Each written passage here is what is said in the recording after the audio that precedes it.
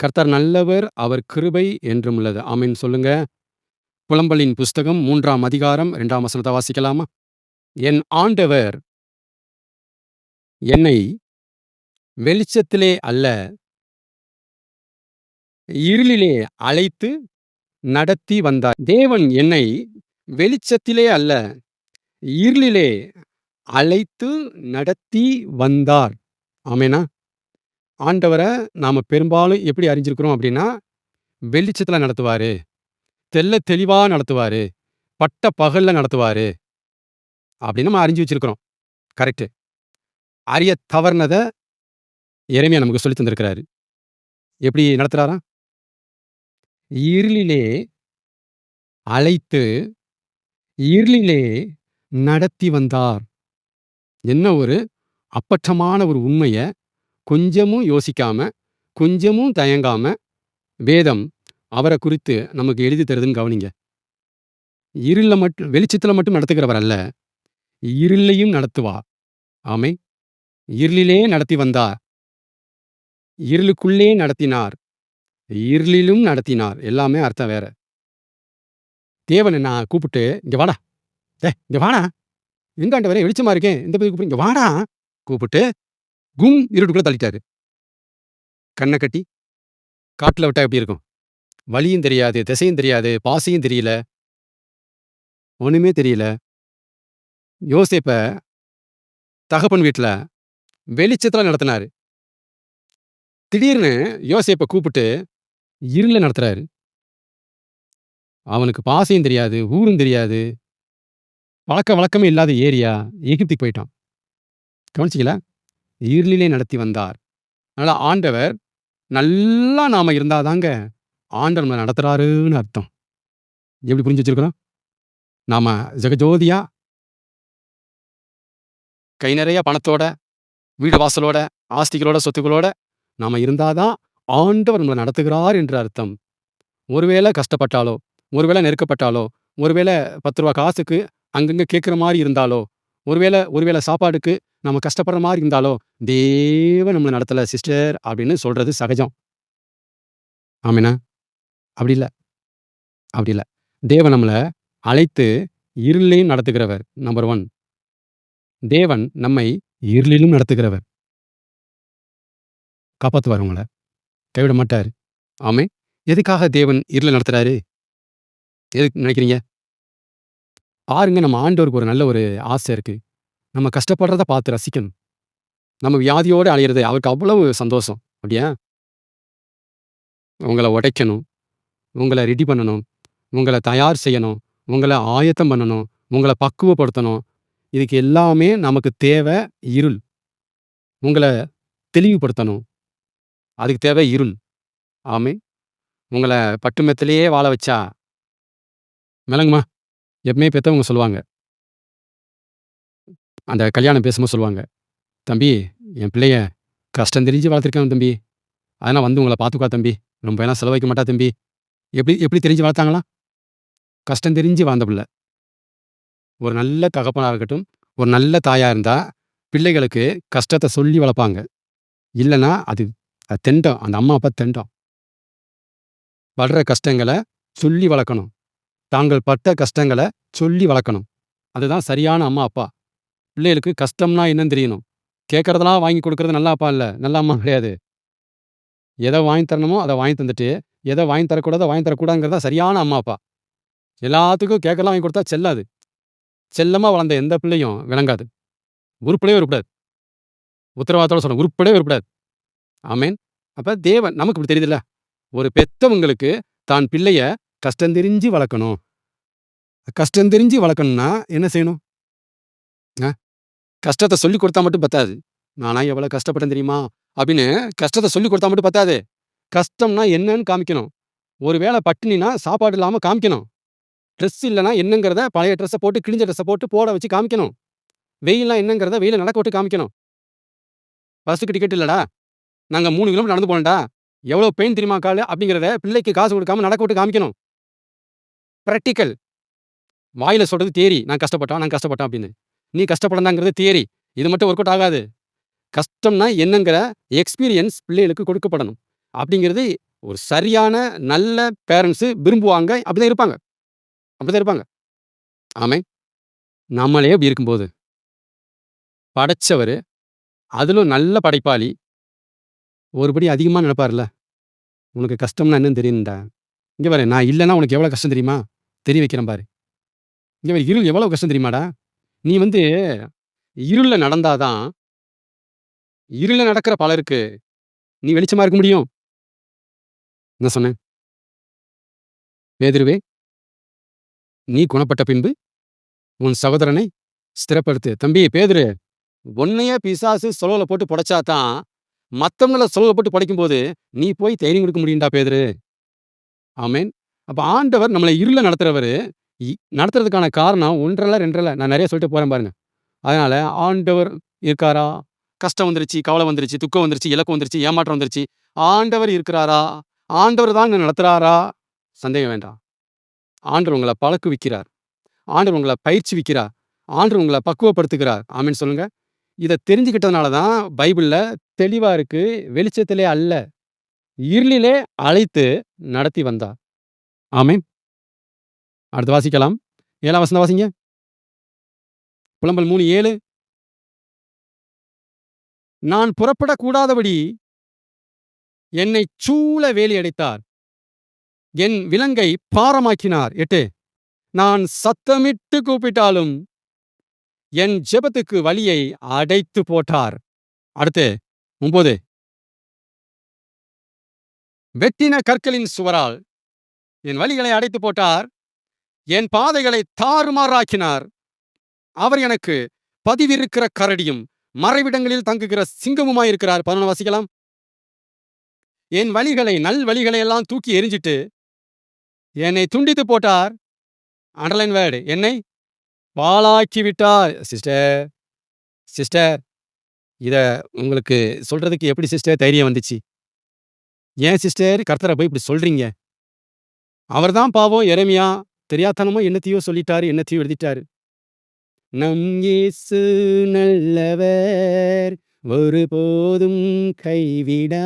இப்படித்தானே சிஸ்டர் பாடுனீங்க. ஏன் சிஸ்டர் இப்படி பாழாக்கிட்டார்ன்ட்டு அபாண்டமா அவரை சொல்றீங்க சிஸ்டர்? சிஸ்டர் சொல்லுங்க சிஸ்டர், பதில் சொல்லுங்க சிஸ்டர். நடத்துகிறவரா இருக்கிறார், இப்படியும் நடத்துவா. ஆமென். சதா காலங்களிலும் நம்மை நடத்துகிற தேவன் மரண பரியந்தமும். ஆனா அவர் நம்மை இருளிலும் அழைத்து நம்மை நடத்துகிறவர் என்பதை நாம் அறிய தவறுகிறோம். எடுத்துச் சொன்னா ஒத்துக்க தவறுகிறோம். மீறிச் சொன்னா சபை விட்டு போய்விடுகிறோம். இந்த பாஸ்டர் எனக்கு வேண்டாம் என்று சொல்லுகிறோம். தெளிவாத்தான் பைபிள்ல இருக்கு. கர்த்தர் நல்லவர். ஆமென் சொல்லுங்க. கர்த்தர் நல்லவர். 15 வாசிங்க. 15. கசப்பினால் என்னை நிரப்பி எட்டினால் என்னை வெறிக்கச் செய்தார். கசப்பினால் நிறைத்தார். அப்ப என்ன அர்த்தம்? ஏதாவது நல்ல செய்திய காதுல வாங்க விடுறாரா? விழுந்தா கெட்ட செய்தி, படுத்தா கெட்ட செய்தி. ஐயோ! நிலைமைய பார்த்தாலே சந்தோஷம் வரமாட்டேதே. என்னை கசப்பினால் நிறைத்தார். எட்டிங்கிறது ஒரு கசப்பு. எட்டினால் என்னை வெறிகொள்ளச் செய்தார், வெறிக்கச் செய்தார். அப்பலாம் எந்த அளவுக்கு கிக்கு ஏறிருக்குன்னு கவனிங்க. கசப்பு. இதை எழுதியிருக்கிறார்னா அவருடைய நிலைமை கொஞ்சம் கவனிச்சு பாருங்க. இத்தனைக்கும் எரேமியா ஆண்டவருடைய தாசன். இத்தனைக்கும் எரேமியா தீர்க்கதரிசி. சும்மா இல்ல. அவர் ஆண்டவரை பத்தி கொடுக்கிற ஸ்டேட்மெண்ட். ஆமென். 18 வாசிக்கலாம். என் பெலனும் நான் கர்த்தருக்கு காத்திருந்த அந்த நம்பிக்கையும் அழிஞ்சு போச்சு, ஒளிஞ்சு போச்சு, முடிஞ்சு போச்சு, குறைஞ்சு போச்சு, இல்லாம போச்சு. நான் நம்பிட்டே இருந்தேங்க. இந்தா சரியாயிரும். நிலைமை இப்ப சரியாயிரும். சூழ்நிலை இப்ப சரியாயிரும். ஐயோ! நான் ஒவ்வொரு நாள் நினைக்கும்போது நம்பிக்கையோட தான் எந்திரிச்சேங்க. நான் டெய்லி எந்திரிச்சேன். வாரம் எந்திரிச்சேன், மாசம் எந்திரிச்சேன், வருஷத்துல எந்திரிச்சேன். என்னங்க வருஷமா போயிட்டு இருக்கு. நான் தான் நம்பிட்டு இருக்கேன். முட்டாள்தனமா? அப்படின்னு நான் கர்த்தருக்காக காத்திருந்த நம்பிக்கை அழிந்து போயிற்று. இனிமே அவரை நம்புறதுக்கு என்ன அப்படிங்கிற அளவுக்கு கொண்டு போய் விட்டுட்டாரு. என்னைய அந்த அளவுக்கு நடத்திட்டாருங்க தலைவர். இனிமே என்னத்த நம்புறது? அவரை நம்பி என்ன ஆக போகுது? இனிமே நமக்கெல்லாம் ஒரு வாழ்க்கை வருமா? சுகம் வருமா? இனிமேலாம் நம்ம தேடுற கேஸா? இனிமே நடக்குமா? ஐயோ! வாய்ப்பில்லங்க. நான் நம்புனேங்க. ஒரு வாரத்துக்கு முன்னாடி நம்புனேங்க. எங்க 1 மாசத்துக்கு முன்னாடி தான் நம்புனேங்க. இங்க 1 வருஷத்துக்கு முன்னாடி நம்புனேங்க நானு. இனி நம்புற மாரியான ஒரு பலன், ஒரு தைரியம், நம்பிக்கை எனக்கு அற்று போச்சுங்க. இனிமேலாம் என்னதான் நீங்க மெசேஜ் குடுத்தாலும், என்னதான் நீங்க செய்தி குடுத்தாலும், என்னதான் நாங்க பைபிள படிச்சாலும், இனிமேலாம் கர்த்தருக்கு காத்திருக்கலாமா? அப்படிங்கிற ஒரு நம்பிக்கை எனக்கு துளிர்க்குமா? மலருமா? அப்படின்னு கேள்விக்குறிதாங்க. அழிஞ்சு போச்சுங்க என்றேன். கர்த்தர் நல்லவர். 22 21 வாசிங்க. 22 செட்டு வசனம். எல்லாத்தையும் பார்த்தேன். எல்லாத்தையும் கொட்டி தீர்த்துட்டேன். இப்ப நான் ஒண்ண மட்டும் நான் மனசுல வச்சுக்கிட்டு, நம்பிக்கை வைத்திருப்பேன். எங்க அவருக்கு காத்திருக்கிற நம்பிக்கை அத்துப்போச்சு. ஆனா, நான் ஒண்ண மட்டும் நான் மனசுல வச்சு, இன்னமும் நம்புவேங்க அந்த ஆள. இந்த கர்த்தர நம்புவேங்க. என்னங்க நம்பிக்கை அப்டின்னா, 22 பாருங்க. நாம் நிர்மூலமாகாதிருக்கிறது கர்த்தருடைய கிருபையே. நான் இவ்வளவு புலம்புறேன். என்ன செய்றேன்? இவ்வளவு அங்கலாய்க்கிறேன். நம்பிக்கை அத்துப்போச்சுன்னு துடிக்கிறேன். என் உயிர எடுக்காம, என் மேல கோவப்பட்டுட்டு, கோவிச்சுக்கிட்டு என்னைய 2 இடத்துல தட்டி உள்ள தள்ளி விடாம, இன்னமும் பாருங்க அந்த ஆளு உயிரோட வச்சிருக்கிறாரு.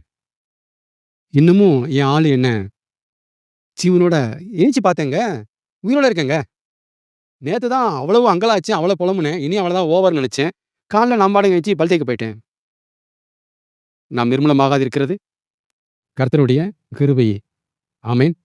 நீங்க உங்க முயற்சினாலயும், இல்ல உங்க பிளான், உங்க திட்டத்தினாலயும், நீங்க உங்க பெலத்தினாலயும் இன்னைக்கு காலையில கண் விழிக்கவில்லை. திரும்ப சொல்றேன். நீங்க உங்க முயற்சினால இன்னைக்கு கண் விழிக்கல. இல்லது இன்னைக்கு பயங்கர பிளான் போட்டிருக்கோம் அப்படின்னு அந்த திட்டத்த நேத்து நீங்க தீட்டுனதுனால நீங்க எந்திரிச்சிரல. இல்ல நீங்க ரொம்ப ஆரோக்கியமான சாப்பாட சாப்பிட்டு நைட்டு படுத்ததுனால அந்த பெலத்தினால நீங்க எந்திரிச்சிரல. நீங்க கண் விழிச்சதுக்கு இது எதுவுமே காரணம் கிடையாது. எது காரணம்? நாம் நிர்மூலமாகாதிருக்கிறது அவருடைய கிருபையே. நாம் அனுதினமும் கண் விழிக்கிறது அவருடைய கிருபையே. அப்படின்னா, "டேய் போடா! உயிரோட இருந்து போடா, போடா. போடா, போடா. நேத்து என்னமோ புலம்புன. கேட்டு போ." அப்படின்னு அவர் பிழைச்சுப்போன்னு விட்டதுனால நம்ம கண்ணு விழிச்சோம். இதான் தயவு.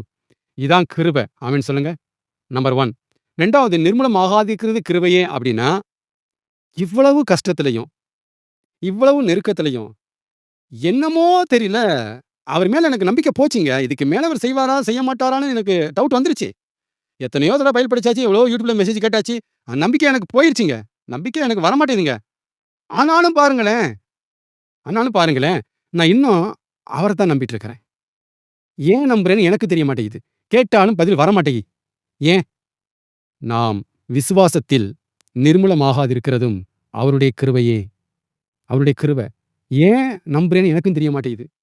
எப்படி நம்புறேன்னு எனக்கு புரியவும் மாட்டேங்குது. கேட்டா எனக்கு இதுக்கு பதில் சொல்லவும் தெரிய மாட்டேங்குது. அவங்க கேட்கிற கேள்வி நியாயமா இருக்கு. இத்தன வருஷம் ஆச்சு. என்ன நடந்துச்சு? நியாயமா இருக்கு. அதெல்லாம் எனக்கு நியாயமா தெரியுது. சரி நியாயமா இருக்கே விட்டுட்டு போனா முடியலையே. நாம் நிர்மூலமாகாதிருக்கிறது விசுவாசத்தில் அவருடைய கிருபையே. ஆமென், ஆமென். அதான் கிருபை. இதெல்லாம் எரேமியா உள்வாங்கி பேசுகிறாரு. அடுத்து 25 பேசுறாரு பாருங்க. 25 என்ன பேசுறாரு? தமக்கு காத்திருக்கிறவர்களுக்கும், தம்மை யாரெல்லாம் தேடுறாங்களோ அவங்களுக்கும் கர்த்தர் நல்லவர். என் மனசுல என்னமோ ஒண்ணு சொல்லிட்டே இருக்கு. நினைச்சபடி இது நடக்கல. கேட்டபடி நான் அவர் எதுவும் செஞ்சு தரல. நாள் போயிட்டு இருக்கு, மாதம் போயிட்டு இருக்கு, வாரம் போயிட்டு இருக்கு, வருஷம் போயிட்டு இருக்கு. ஆனாலும் என் மனசுக்குள்ள ஒரு ஒரு சின்ன ஒரு மெல்லிய ஒரு உணர்வு, ஒரு சத்தம் எங்கேயோ மூலையில ஒட்டி கிடக்கு. என்னங்க? கர்த்தர் நல்லவர். அவர் நல்லவர். இன்னைக்கு இல்லாட்டினாலும், என்னைக்கோ ஒரு நாள் செஞ்சு குடுத்துருவாரு. இன்னைக்கு இல்ல. ஆனா என்னைக்கோ ஒரு நாள் செஞ்சு குடுத்துருவாரு. அப்படிங்கிற ஏதோ ஒரு மூலையில இந்த ஒரு நம்பிக்கை தூசி மாரி ஒட்டிட்டு கிடக்கு. மனசுல ஒரு மூலையில, ஓரத்துல ஒரு நம்பிக்கை லைட் எரிஞ்சிட்டு இருக்கு. கர்த்தர் நல்லவர். ஆமென். தம்மை தேடுகிற ஆத்துமாவுக்கு அவர் நல்லவர். அப்படின்னா, கரெக்ட்டா சொல்லணும்னா, கர்த்தருக்கு நேரம் கொடுக்கிறவங்களுக்கு அவர் நல்லவர். நீ கர்த்தருக்கு நேரம் கொடுக்க, கொடுக்க, கொடுக்க, கொடுக்க, கொடுக்க, கொடுக்க, அவர் உங்களுக்கு எவ்வளவு நல்லவர்ங்கிறத காமிச்சுட்டு, காமிச்சுட்டு, காமிச்சுட்டே இருப்பார். காமிச்சுக்கிட்டே இருப்பார். அவர விட்டு உங்களால போக முடியாத அளவுக்கு கிடுக்குப்பிடி போடுவாரு. என்ன போடுவாரு? நீ எந்த அளவுக்கு அவருக்கு நேரம் கொடுக்குறீங்களோ, அந்த அளவுக்கு அவரு கால வச்சுட்டு அப்படி மாட்டுவாரு பாருங்க. கிடுக்குப்பிடி போட்டுருவாரு. உங்களால போகவே முடியாது. ஏன்னா, நீ அவர ருசி பார்த்துருவீங்க. கர்த்தர் நல்லவர் என்பதை ருசித்து பாருங்க. டேஸ்ட் பண்ணுங்க. டேஸ்ட் பண்ணுங்கய்யா. நல்லவன்ட்டு நாங்க சொல்றதுனால நம்பாதீங்கய்யா. நல்லவர்ன்ட்டு பைபிள் சொல்றதுனால அப்படி நம்பாதீங்கய்யா. வாழ்க்கை பூரா அதிலயே ஓட்டாதீங்கய்யா. நீங்க எடுத்து சாப்பிட்டு பாருங்கய்யா. ஊறுகாய் செம்ம டேஸ்டியா. மட்டன் குழம்பு செம்ம டேஸ்டியா. நீங்க டேஸ்ட் பண்ணுங்கய்யா. கர்த்தர் நல்லவருங்கய்யா. நீங்க ருசிச்சு பாருங்கய்யா. நாங்க சொல்றத வச்சே வண்டிய ஓட்டாதீங்கய்யா. வண்டி நின்னு போயிரும். ஆமென், ஆமென். நமக்கு பெரும்பாலும் பழக்கம் வந்துட்டு, கர்த்தர் நல்லவர். ஏன்னு சொல்றீங்க பிரதர்? வேதம் சொல்லுகிறது. சரி, நீங்க எப்ப சொல்லப் போறீங்க? நாங்க எதுக்கு சொல்லணும்? அதான் சொல்லிட்டாங்களே வேதத்துல. நீங்க சொல்லணும். நீங்களா சொல்லணும். நானா சொல்லணும். ஆமென். இந்த மாதிரியான ஒரு திமிரு உங்களுக்கு வரணும். என்ன வரணும்? திமிரு. அது என்ன தாவீது சொல்றது? அது என்னங்க தாவீது சொல்றது? கர்த்தர் நல்லவர்ன்னு. அது என்ன தாவீது சொல்லி நான் சொல்றது? நானே சொல்றேங்க. திமிரு வருதா? மத்ததெல்லாம் நமக்கு ஈகோ வரும். மத்த விஷயங்கள்ல ஈகோ வரும். அவன் சொல்லி நம்ம என்ன கேட்கறது? அ அவன் சொல்லி நம்ம என்னய்யா சொல்றது? இந்த ஈகோனா அங்க வரும். இங்க வராது. தாவீது சொல்லி நான் என்ன சொல்றது அவர கர்த்தர் நல்லவர்ன்ட்டு? நானே சொல்றேங்க. கர்த்தர் நல்லவருங்க. இந்த இடத்துக்கு வந்தவன அசைக்க முடியாது. ஆமென். அப்படி இருந்த என்ன, இந்த இடத்துக்கு கொண்டு வந்து விட்டுருக்கிறாரு. அதான் நின்னு பேசுறேன் நான். நின்னு பேசுறேன். ஏங்க தாவீதே சொல்லாட்டினா பரவாயில்லங்க. நான் சொல்லுவேங்க கர்த்தர் நல்லவர்ன்னு. இது அடுத்து அடுத்து. இது எங்கேயோ போகுது. ஆமென். இதெல்லாம் வந்துட்டு விசுவாச படிகள். விசுவாச நிலைமைகள். நம்ம இந்த மாரி தான் வரணும். வந்தவங்கள அப்படியே குழந்தை மாரியே வச்சுக்கிட்டே அனுப்பக்கூடாது. அவங்களுக்குள்ள முதுகெலும்ப உண்டாக்கணும்.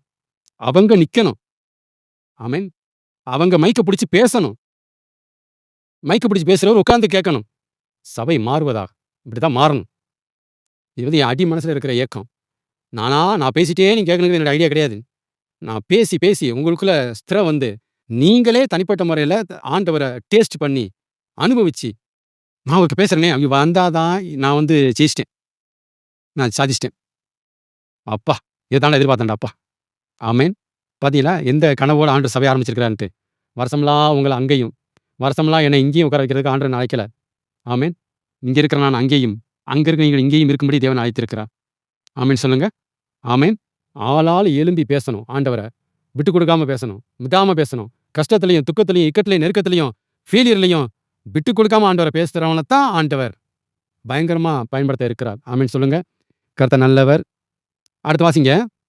33. ம். ம்.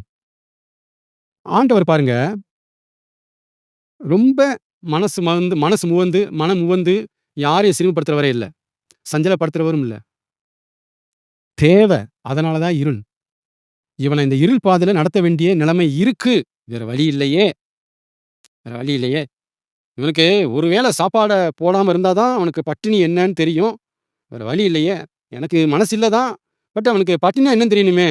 அப்படின்னு ஆண்டவர் இந்த போக்குல தான் நமக்கு சிறுமைப்படுத்துறது, சஞ்சலப்படுத்துறது, இழப்ப தர்றது, கஷ்டத்த தர்றது இதெல்லாம் செய்றாரு.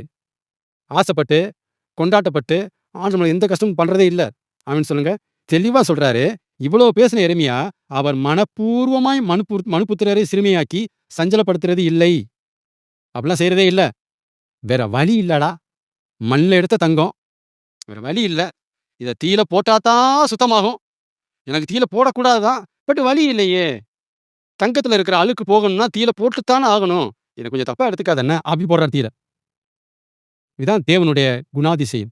இப்படிதான் தேவன் மனப்பூர்வமா ஒரு தீமைக்கு அனுமதி குடுக்காம, வழி இல்லாம குடுக்குறார். சொல்லுங்க. என்ன சொன்னேன்? தேவன் ஒரு தீமைக்கு ஓகே குடுக்குறாரு. ஒரு இழப்புக்கு ஓகே குடுக்குறாரு. ஒரு வியாதிக்கு ஓகே குடுக்குறாரு. ஒரு கஷ்டத்துக்கு ஓகே குடுக்குறாருன்னா, மனப்பூர்வமா அவர் குடுக்குறதில்ல. வழி இல்லாம குடுக்குறாரு.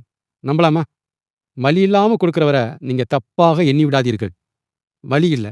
தங்கம் சுத்தமாகணும்னா தீயில போட்டு தான் ஆகணும். தீயில போட்டு தான் ஆகணும். ஆமென், ஆமென். கர்த்தர் நல்லவர். அடுத்து வாசிக்கலாம். 37 வாசி முடிக்கலாம். ம். ஆண்டவர் ஆணையிடாதிருக்க ஒரு காரியம் நடக்கும் என்று சொல்லுகிறவன் யார்? என்னது? ஏங்க படைச்ச தெய்வம். பூமிய, வானத்த, சமுத்திரத்த இவ்வளவு படைப்புகள படைச்ச ஒரு தெய்வம். ஆகட்டும் அப்படின்னு சொல்லாதிருக்க ஒரு காரியம் நடக்கும் என்று சொல்லுகிறவன் யார்? சொல்ல முடியுமா? இதத்தான் முன்னோர்கள் சொல்றாங்க. அவன் இல்லாமல் அ சொல்லி முடிங்க. அ ஒரு அணுவும் அசையாது. இத வந்து முன்னோர்கள் தெளிவா பேசுறாங்க. பேச வேண்டியவங்க இயேச மட்டும் பேசிட்டு நிப்பாட்டிர்றீங்க. கடல் நடந்தாரு, அப்பத்த மாத்துனாரு, தண்ணீய மாத்துனாருன்ட்டு இத சொல்லி, சொல்லி உட்கார்ந்துர்றீங்க. ஆனா பேச வேண்டியது இது. ஆண்டவர் கட்டளையிடாதிருக்க ஒரு காரியம் நடக்கும் என்று எவன் சொல்லுவான்? உன்னதமானவருடைய வாயிலிருந்து நன்மை மட்டும் இல்ல, தீமையும் புறப்படுகிறது இல்லையோ? எனக்கு எரேமியா புஸ்தகம் ரொம்ப பிடிக்கும். இந்த 3ஆம் அதிகாரம் திரும்ப திரும்ப எடுத்து படிப்பேன் நான். ஆண்டவர நடுநிலைமையா காமிக்கிற சூப்பர் புஸ்தகம் அது. நல்லா போய் வீட்ல படிங்க. எரேமியா 3ஆம் அதிகாரம், புலம்பல் 3ஆம் அதிகாரத்த எடுத்து படிங்க. பொதுவா பேசுவாரு. அப்படி பேசுவாரு, இப்படியும் பேசுவாரு. அப்ப அந்த மனுஷனுக்கு பழைய ஏற்பாட்டுல வந்த அந்த எரேமியாவுக்கு தேவனைப் பற்றிய புரிதல் என்னமா இருந்திருக்கு? அது எப்படி இருந்திருக்கு? எவ்வளவு நடுநிலைமையா இருந்திருக்கு? சமநிலையா இருந்திருக்கு? இன்னைக்கு நமக்கு அப்படி இருக்கா? அதான் கேள்வி. நமக்கு அப்படி இருக்கா? ஆவிக்குரிய விசுவாசிங்கிறீமே இருக்கா? ஆமென். இத மாரி பொதுவா நாம ஆண்டவர கத்துக் கொடுக்காம, ஒன் சைடா கத்துக் கொடுத்தனால தான், கஷ்டம் வந்தோனயும் கண்ணு இருக்கா? காது இருக்கா? நல்லவரா? கெட்டவரா? இந்த மாரி இருக்காரா? இல்லையா? சொல்லி தொலைங்க. அப்படின்ட்டு போயிர்றாங்க. சபைக்கு வர மாட்டேங்கிறாங்க. சபிக்க மாட்டேங்கிறாங்க. ஆண்டவர பொதுவா இந்த பக்கம் வெளிச்சத்துல காமிச்சிட்டீங்க. ஆண்டவருடைய இன்னொரு பகுதியாகிய இருள் பகுதிய அத காமிங்க.